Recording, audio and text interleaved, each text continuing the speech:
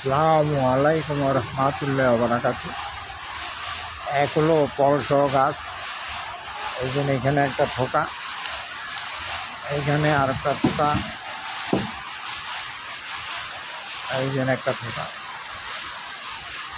মোট 3 থোকা গাছটা আছে। এটা হইল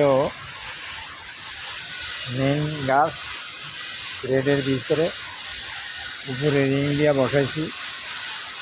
এইদিকে 2টা ঠাইল আছে, এইদিকে একটা ঠাইল আর এইদিকে একটা ঠাইল, মোট 2টা ঠাইলা আছে। এই রিংয়ের উপরে বসাইছি।